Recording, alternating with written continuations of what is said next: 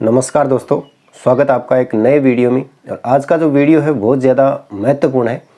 मैंने आप लोगों को बताया था कि एक वीडियो ऐसा मैं डालूंगा जिसमें आपको ये बताऊंगा कि आपको रीट 2022 का जो पेपर है वो कैसे हल करना है। क्योंकि बहुत से लोग हैं वो गलती कर जाते हैं पेपर जब हल करते हैं उस समय, और बाद में उनको बहुत ज़्यादा पछतावा होता है। क्योंकि पेपर जो लेने वाला होता है वो हमारा मतलब ज्ञानात्मक पक्ष है वो ही नहीं चेक करता, वो ये नहीं देखता कि इसको कितना डाटा याद है, कितने फैक्ट याद है, बल्कि वो सब कुछ चेक करता है कि इसकी जो कार्य करने की क्षमता है वो कितनी है, धैर्य इसमें कितना है, इसमें एनर्जी कितनी है। कई बार जैसे दूर सेंटर आ जाता है, दूर सेंटर आ जाता है तो फिर क्या होता है कि हम जैसे ही वहाँ पे पहुँचते हैं तो उतने में हमारी बॉडी है वो थोड़ी सी मतलब एनर्जी उसमें ख़त्म सी होने लगती है, और ऐसे में लोग हैं वो पेपर सही नहीं कर पाते। अक्सर लड़कियों के साथ ऐसा होता है कि मैं तो परेशान होगी एग्ज़ाम हॉल में जाती जाती और पेपर सही से को नहीं हो, तो ये दिक्कत आती है। तो यहाँ पे हम बात करेंगे कि मैंने किस प्रकार से पेपर हल किया और आपको भी कैसे हल करना है। अभी आपके पास में टाइम है तो आप क्या कीजिए कि ये जो मैं तरीका बता रहा हूँ, ये हो सकता है कि भाई किसी किसी को ना सेट हो और आपको अच्छा नहीं लगे, तो अभी आपके पास टाइम है और इस तरीके को आप अप्लाई करके ज़रूर देखिए। 10 मॉडल पेपर निकाल लीजिए और आपको ज़रूर इससे बेनिफिट होगा। और उसके बाद अगर बेनिफिट होता है तो आप इसको एग्ज़ाम हॉल तक लेके जाए, वहाँ पे भी इसको अप्लाई करें, ठीक है। अगर आपको ऐसा लगता है कि बिल्कुल बेकार तरीका है, ऐसे तो हम बिल्कुल नहीं करेंगे, तो अभी क्या है कि आप 5-10 मॉडल पेपर जब निकालोगे इस तरीके से तो आपको इसका मतलब रिजल्ट है वो पता चल ही जाएगा। दो निकालोगे तब भी आपको पता चल जाएगा। और बाकी मेरी जो बातें हैं वो आप ध्यान से सुनिए, और जब आप उनको अप्लाई करोगे तो आपको निश्चित रूप से फ़ायदा होगा। और जो बिल्कुल नए प्रेशर है जो फर्स्ट बार देने, उनके लिए तो ये वीडियो रामबाण है। कैसे है देखिए, आपको पता है कि रीट का जो पेपर है वो अन्य एग्ज़ाम से अलग आता है, क्योंकि इसमें भाषा है उसका थोड़ा सा लोचा रहता है। देखिए, हमने फर्स्ट भाषा और सेकंड भाषा दो रहती है हमारी। तो जब आप हिंदी को खोलोगे, लगभग की हिंदी रहती है, तो हिंदी को खोलोगे तो वहाँ पे हिंदी भाषा प्रथम ऐसा लिखा हुआ है, ठीक है। उसके बाद में हिंदी आएगा, उसके बाद आएगी संस्कृत, ठीक है। लेकिन वो भाषा सेकंड नहीं है। जिनकी भाषा सेकंड संस्कृत है वो वहाँ पे मार खा जाते हैं। क्या करते हैं कि वो हिंदी कर ली, उसके बाद में जैसे ही पेपर आगे पलटेंगे तो आएगा भाषा प्रथम संस्कृत। उसका मतलब ये नहीं है कि आपकी जो लैंग्वेज सेकंड है वो नहीं आया है सब्जेक्ट, वो फर्स्ट ही चल रही है। उसके बाद में आएगी इंग्लिश, ठीक है, या इंग्लिश पहले आ सकती है, संस्कृत बाद में आ सकती है, उसके बाद में उर्दू, पंजाबी, ऐसे करते करते क्या आएगी वो फर्स्ट ही चल रही है अभी, ठीक है, सेकंड नहीं आई। उसके ऊपर हम इतना गौर नहीं करते जल्दीबाजी में। और हम क्या करते हैं कि जैसे स्टार्ट किया पेपर और करते जाते हैं, फिर हिंदी कर दी, उसके बाद में लगभग की संस्कृत रहती है या इंग्लिश रहती है, तो वो क्या करते हैं हिंदी, और उसके बाद में इंग्लिश आती है जो कि फर्स्ट लैंग्वेज होती है, ठीक है, सभी की, और वो ही हम कर देते हैं। और वहाँ पे हमें 30 नंबर का लॉस हो जाता है। ऐसे में हमें वो नुकसान नहीं होने देना है अपना, उसको ध्यान में रखना है। तो आपको क्या करना है कि हिंदी जब आप करो पेपर, मैं बताऊंगा कि कैसे करना है, लेकिन ये जो कुछ बातें हैं जिनको आपको ध्यान में रखना है। तो जैसे ही आपने किया, उसके बाद में आप जैसे ही आगे गए तो आपको ऊपर जैसे ही आप चलोगे तो क्या होगा कि 31 नंबर से लेकर के और आपकी 60 तक भाषा प्रथम रहती है। ये वैसे आगे भी लिखा हुआ रहता है, जैसे ये पेपर है तो इस पेपर के आगे लिखा हुआ है कि लैंग्वेज सेक्शन 2 में लैंग्वेज, तो यहाँ पे हिंदी है 30 से लेकर के और आपके 60 तक रहेगी, ठीक है। ऐसे इंग्लिश है, फिर संस्कृत है, उर्दू है। लेकिन हम क्या करते हैं कि हिंदी कर ली, उसके बाद में पेज पलटेंगे और फिर क्या आएगी आपकी, आएगी इंग्लिश। तो जो इंग्लिश ले रहा है सेकंड लैंग्वेज वो इसको कर देगा, इसका मतलब वो दोनों में फर्स्ट लैंग्वेज कर रहा है। उसके बाद जब तीसरा जो सेक्शन है वहाँ पे भी लैंग्वेज सेकंड लिखा हुआ है, वहाँ पे फिर सेम ऑप्शन है कि आपके हिंदी, इंग्लिश और संस्कृत ऐसे। तो वहाँ पे जब हम इनको करेंगे तो ये कितने हैं, ये 61 से लेकर के और आपके 90 के बीच में है सेकंड लैंग्वेज। तो एक तो आपको ये ध्यान में रखना है कि आपको जो आप पेपर करो भाषा वाला पोर्शन, उसमें आप ध्यान रखिए कि आपकी भाषा जो है वो फर्स्ट भी होनी चाहिए और सेकंड भी होनी चाहिए। कई बार ये होता है कि मैंने एक ऐसा पर्सन भी देखा है कि जो भाषा है वो मतलब बदल के करके आ गया, यानी फर्स्ट की जगह सेकंड कर दी, सेकंड की जगह फर्स्ट कर दी। मतलब क्या हुआ, इसका मतलब ये होगा कि 60 नंबर उसके चले गए, और 60 नंबर जाना मतलब आप बाहर हो गए पात्रता से सीधे सीधे। क्योंकि इतनी मतलब आप डीपली तैयारी नहीं कर रहे, मुझे पता है कोई भी रीट की एक फॉर्मेलिटी कर रहे हैं कि हमें 60 नंबर 100 के बीच में कैसे तैसे करिए, जुगाड़ करना है, बस निकल जाएंगे। तो अगर आप 60 की छोड़ो, आप एक पोर्शन भी अगर आप गलत कर दिया, मान लीजिए हिंदी फर्स्ट कर दिया आपने, उसके बाद में संस्कृत लिए और संस्कृत भी फर्स्ट वाली कर दिया आपने, तो आपकी 30 नंबर का लॉस हो गया। 30 नंबर का लॉस होते ही आपने इतनी अच्छी आपने तैयारी नहीं कर रखी, यानी आपने 120 नंबर की आप जब तैयारी करते हो तब जाके अगर 30 नंबर का भी लॉस हो जाता है तो आपके 90 नंबर है वो बनते हैं बाद में। तो पहला पॉइंट ये है कि भाषा का जो आपका पोर्शन है उसको आपको पूरा ध्यान में रखना है, ठीक है, पहली बात हो गई। दूसरी बात, जब आप गोले भरते हो ना तो कई कई लोग ये सजेशन देते हैं कि एक पार्ट पूरा आपने हल कर लिया उसके बाद में 30 गोले आप भर दो, ठीक है। तो आपको ऐसा नहीं करना है, क्योंकि मैंने एक ऐसा पर्सन देखा है पिछली बार, हमारे गाँव का ही था एक, उसने क्या किया था कि उसने हल कर लिया था पेपर और उसके बाद में उसने गोले भरने शुरू किए थे, और वो था बीएड वाला। तो बीएड का एक पोर्शन आता है 60 नंबर का, ठीक है, चाहे वो एसएसटी हो या साइंस मैथ वाला हो, उनका वो 60 नंबर का आता है और वही पोर्शन था उसका। अब 60 क्वेश्चन उसने हल कर लिए, क्वेश्चन आ रहे थे उसको। अब क्या होगा कि 60 क्वेश्चन को वो जब भरने बैठता है तो उसका एक क्रम जो है ना वो ऊपर नीचे हो जाता है, ठीक है।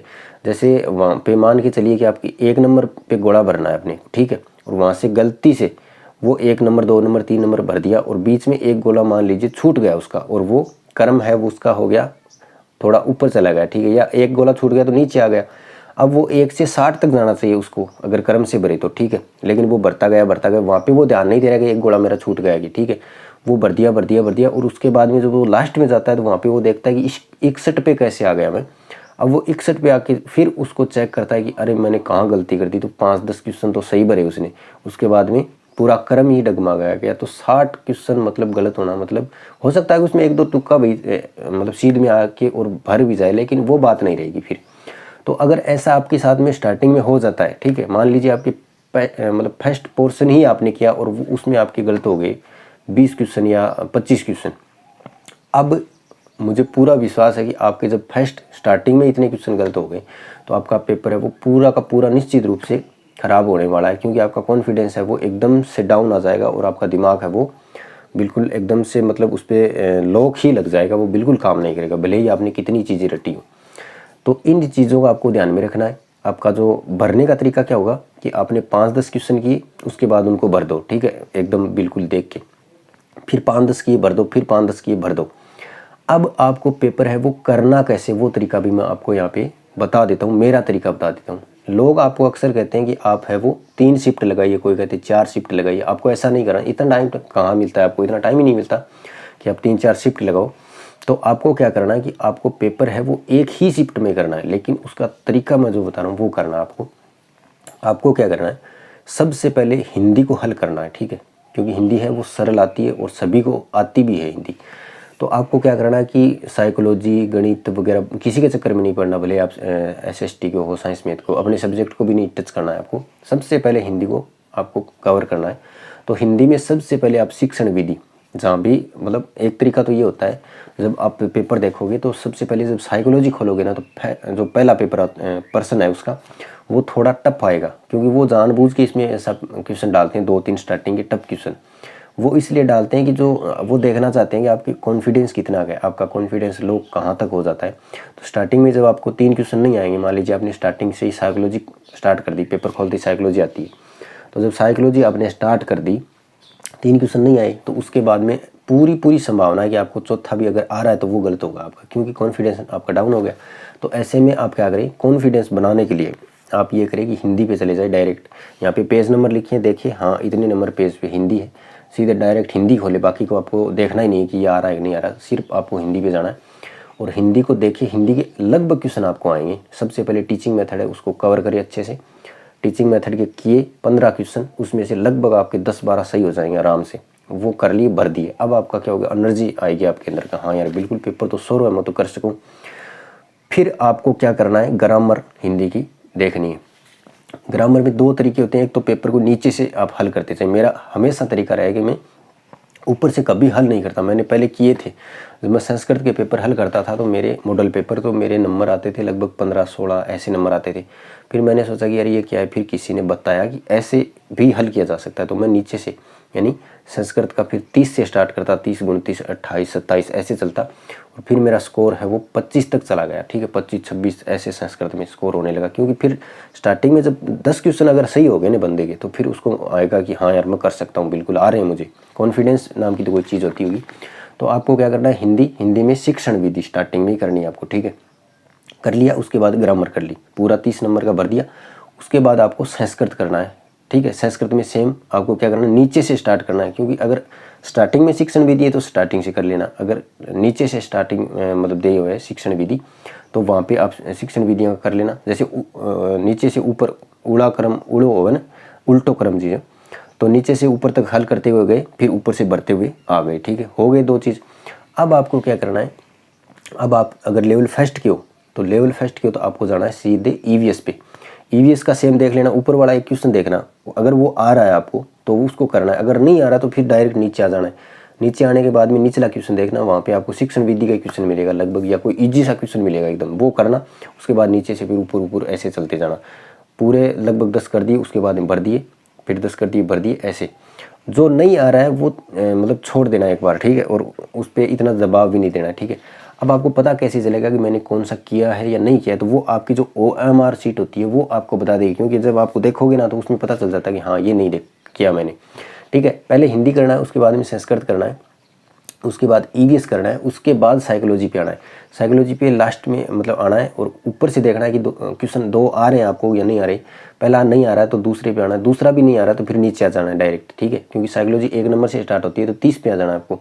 30वां क्वेश्चन आपको आएगा, बिल्कुल 30वां क्वेश्चन कहाँ से आएगा, या तो RT से आएगा, मूल्यांकन से आएगा, या आपके जो ये जो टॉपिक है इन्हीं से आएगा, तो वो आपको निश्चित रूप से आएगा। फिर ऊपर ऐसे ऐसे बढ़ते जाओ आप उल्टे क्रम में, और उसके बाद वो करने के बाद भर दिया आराम से। अब आप आना है मैथ पे आपको, ठीक है। मैथ पे आने के बाद में मैथ में आप ऊपर से देख लेना कि कोई इजी सवाल है, जैसे कोई जो आपके आता है आरोही अवरोही क्रम वाला, तो वो कर देना है।